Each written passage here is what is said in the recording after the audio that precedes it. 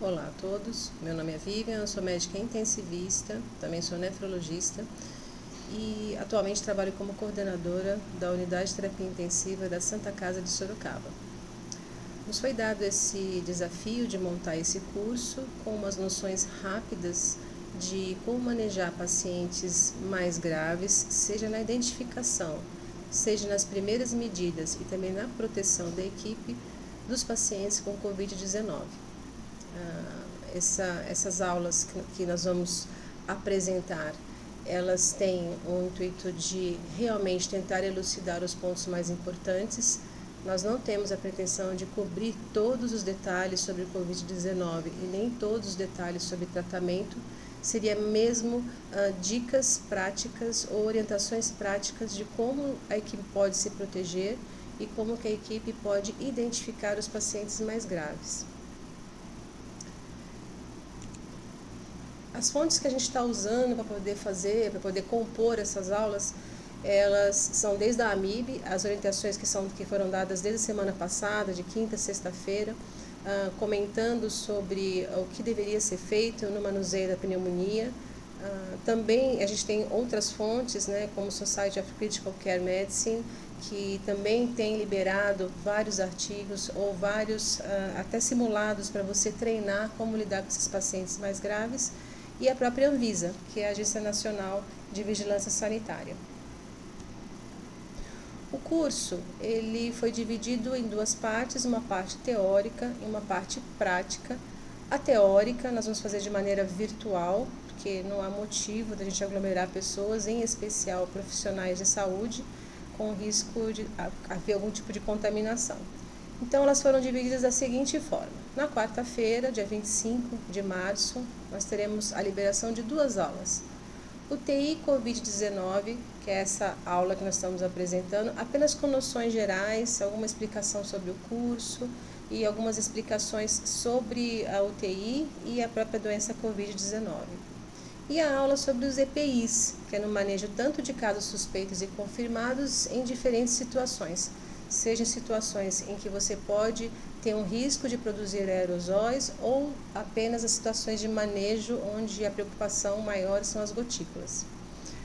Na quinta-feira, dia 26 de março, nós teremos a aula de indicação de intubação e técnicas protetivas para o Covid-19, porque vocês vão ver durante essa aula que a indicação de intubação é precoce nesses casos de Covid-19, devido ao risco que você tem de espalhar o vírus, né, no local onde você está, se o paciente não estiver entubado. A outra aula é ventilação mecânica na síndrome respiratória aguda grave, que seria então o quadro clínico pior, né, que nós poderíamos esperar nessa epidemia do Covid-19. Na sexta-feira, no dia 27, nós temos a aula de manejo de sepse e choque séptico, também voltado para os casos do Covid, e um resumo dessas recomendações atuais, tanto das questões de EPI, tanto das questões de intubação, quanto das questões de ventilação mecânica. É importante frisar que isso está mudando dia a dia. Então, nós montamos essa aula nos últimos 3, 4 dias, né? Então, entre dia 18 e dia 24 de março, mas pode ser que na semana que vem a gente tenha que modificar alguma coisa já, porque os trabalhos estão saindo e os esforços que estão sendo feitos, né, em outros países acabam também influenciando o que a gente tem de orientação aqui no Brasil. A parte prática vai ser feita no sábado, dia 28 de março. Nós vamos dividir esse grupo em dois. Um grupo com 20 pessoas no período da manhã, entre 8h30 e meio-dia, e o segundo grupo com mais 20 pessoas, às 14 horas até às 17h30. São 5 estações.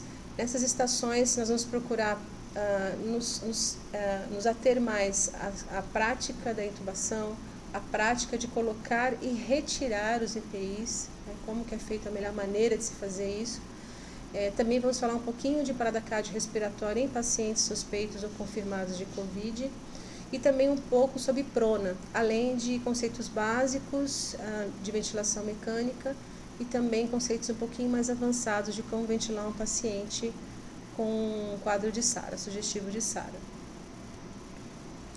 Falando sobre o Covid-19, Acho que todos nós sabemos que foi um vírus que apareceu lá em Wuhan, na China, que foi depois nomeado de SARS-CoV-2, isso em dezembro de 2019.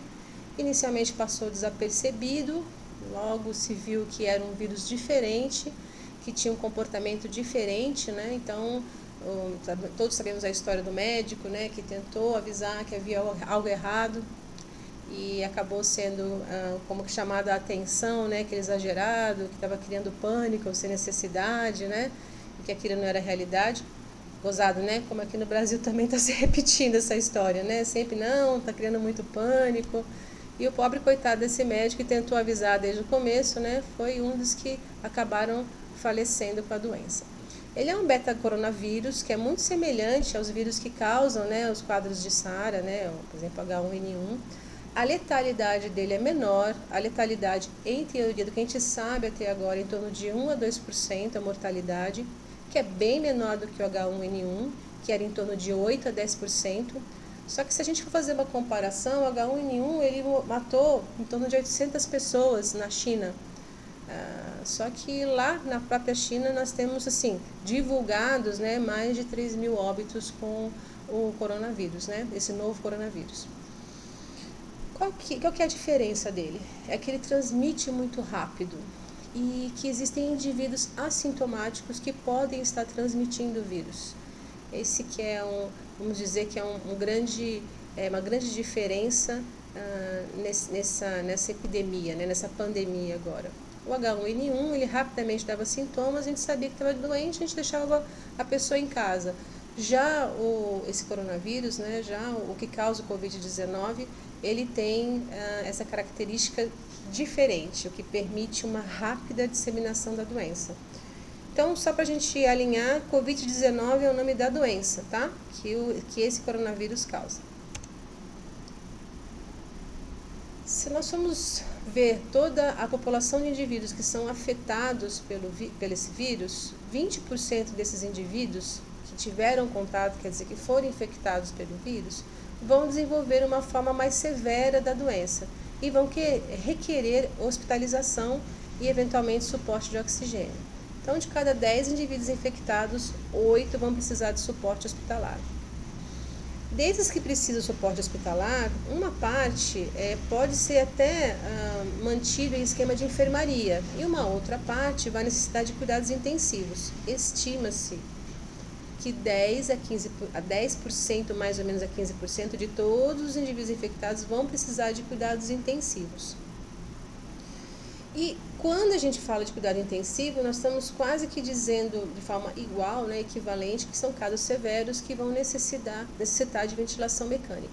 Então, os casos severos do Covid-19, né, seriam aqueles que cursam com síndrome respiratória aguda grave, pode evoluir com choque séptico, pode evoluir com insuficiência renal aguda. O que a gente tem de alguns trabalhos é que desses pacientes graves, 15% vão precisar de suporte dialítico, e inclusive injúria cardíaca. As definições de choque séptico a gente vai falar numa aula mais para frente. Também as questões relacionadas à síndrome respiratória aguda grave, a gente vai ser comentado também um pouco mais para frente.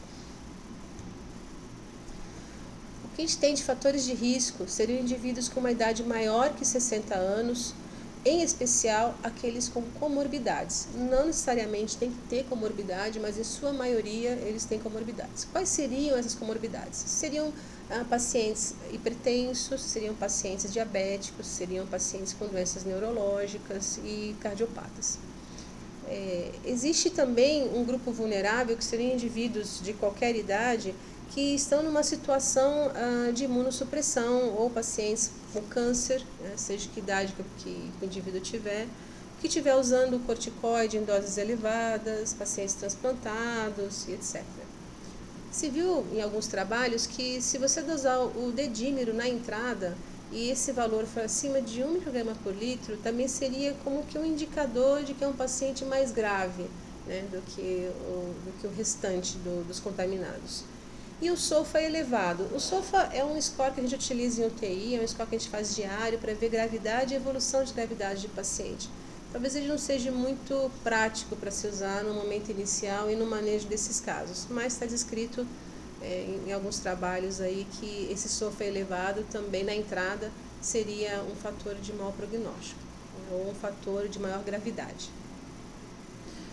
Quando se vê a capacidade de eliminação do vírus do indivíduo, aqueles que têm a doença e que se recuperam, ou que têm uma doença de forma leve, ou que eventualmente, né, pode até não ter grandes sintomas, eles em média liberam vírus por 20 dias e se curam.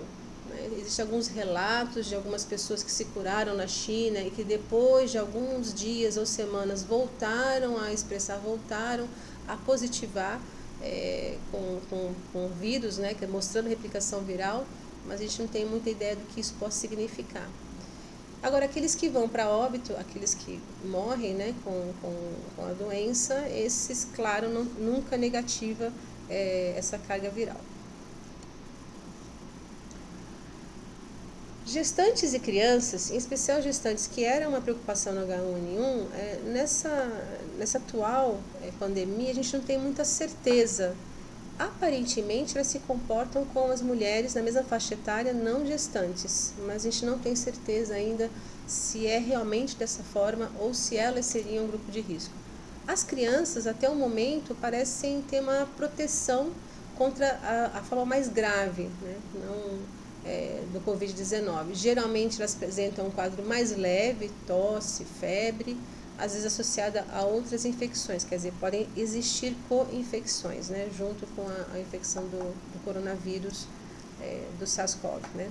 Então, a gente vê que nessas populações ainda existe uma incógnita em relação aos idosos. A gente sabe que realmente eles são de maior risco, e aqueles pacientes com câncer, pacientes com outras comorbidades mais novas em uso de imunossupressores, são também indivíduos com a maior chance de ter uma evolução ruim.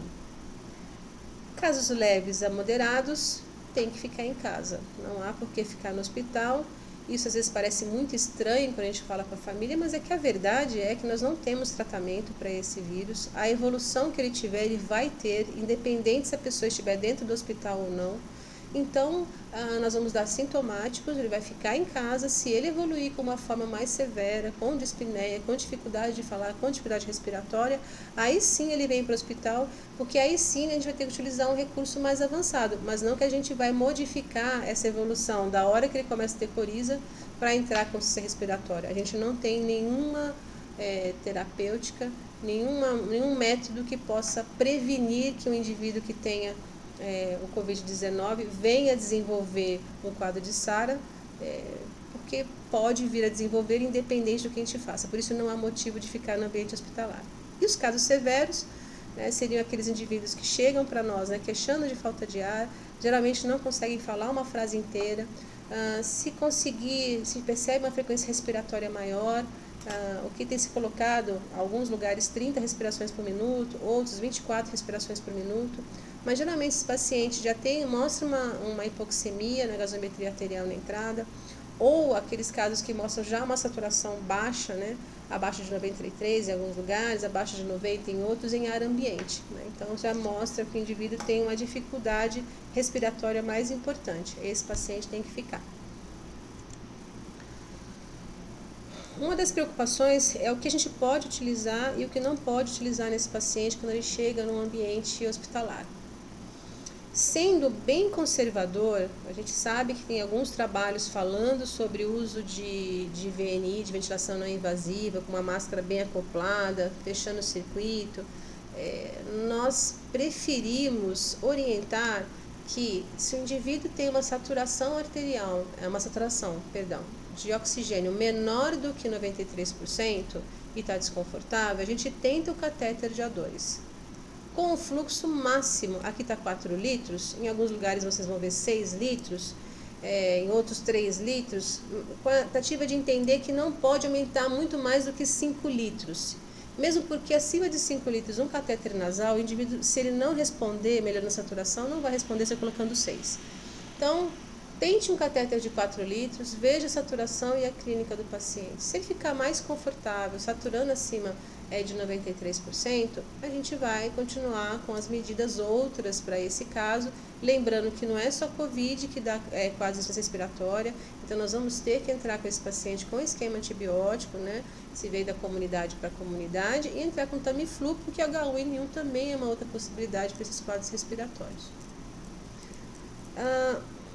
O CDC, ele recomenda que a gente não faça o diagnóstico, né, do Covid baseado apenas, né, numa radiografia ou numa tomografia, porque a gente viu espalhado em todos os lugares aí diversas instituições, né, comentando sobre como é a imagem tanto do raio-x quanto da tomografia do Covid-19 e aí automaticamente na nossa cabeça médica a gente vê uma imagem, é um vidro fosco periférico, isso é Covid. Vamos lembrar que isso não é o suficiente. Se o indivíduo é grave, ele tem que ser testado para o vírus, então ele tem que ser testado duplamente, para o H1N1 e para o Covid-19 e para o coronavírus. Não se recomenda a tomografia de tórax de rotina. Então, quando que eu vou utilizar a tomografia de tórax? É naquele paciente que você está vendo um desconforto respiratório grande, que na gasometria tem um déficit importante, uma hipoxemia, está muito sintomático, a saturação não está ok, e você olha o raio-x e o raio-x não mostra nada, mostra muito pouca coisa, quer dizer, não bate muito com o quadro clínico. Aí, eventualmente, a gente lança a mão, se possível, da tomografia de tórax, porque realmente ela é muito mais sensível e ela pode nos surpreender com várias lesões, mesmo com o raio-x normal. Quem trabalha em UTI já sabe que raio-x não é o melhor exame mesmo para a gente ver infiltrado pulmonar, né? Mas quem trabalha assim, no dia a dia em outros setores, médicos que trabalham em vários locais, tipo posto, né, OPS, talvez não tenham essa noção. Então, a principal característica, né, que diferencia esse Covid-19, né, de outros quadros virais, né, como eu disse, o H1N1 também pode dar um quadro respiratório importante, é que ela tem uma distribuição mais periférica. Então, cerca de 80% tem uma distribuição, né, um infectado mais periférico, contra 57% das outras pneumonias virais. E o padrão de opacidade em vidro fosco, 91%. Então é bem prevalente, né? Então é muito comum a gente ver esse tipo de alteração na tomografia. E espessamento vascular também, 58% contra 22% nos casos do Covid-19. Então, na nossa realidade, a gente vai pedir o raio-x, vamos pedir uma gasometria se está desconfortável, vamos pedir os outros exames, né? Vamos tratar também casos de pneumonia bacteriana, junto com o Tamiflu, que seria aquilo que poderia ajudar caso seja um caso de H1N1, e não vamos pedir tomografia para todo mundo, porque a gente tem que entender que só mesmo quando houver alguma dúvida maior, né, da imagem pulmonar, a gente deveria lançar a mão dessa imagem. Bom, então do Covid-19 a gente deu só uma pincelada, não vou ficar mostrando aqui para vocês, né, outras características mais de fisiopatologia, né, porque acho que não é interessante, acho que o interessante nesse momento é a gente ter realmente uma visão bem crítica do paciente que a gente está vendo, se a gente pode mandar ele embora, ou se ele deve ficar dentro do ambiente hospitalar. Recentemente a gente recebeu algumas informações sobre a situação do Brasil, né, como que o Brasil estaria para poder enfrentar essa pandemia, né? essa infecção pela doença do Covid-19. Se a gente for olhar aqui, a gente percebe que o Brasil, né, no geral, ele tem 20,3 leitos de UTI para cada 100 mil habitantes. A gente está atrás da Alemanha, que tem praticamente 30 leitos, e dos Estados Unidos, 35 leitos, né, por cada 100 mil. Mas olha só, a gente está bem à frente, né, da Itália, que tem 12,5, da França 12, Coreia do Sul, Espanha, Japão. Então a gente tem uma situação até que razoavelmente boa em relação aos leitos de UTI. Entretanto, quando a gente for ver essa distribuição, né, a gente vê que a maioria desses leitos ele está no ambiente privado, né? Então, se a gente for olhar por regiões onde, claro, existem diferenças importantes, né? Pegando pelo norte, onde a gente tem 7,5 leitos de UTI para cada 100 mil habitantes, quando comparado com o privado, que tem 56,4 camas de UTI para cada 100 mil habitantes, né? A gente vê uma diferença importante entre a capacidade do SUS de absorver pacientes graves e do sistema privado.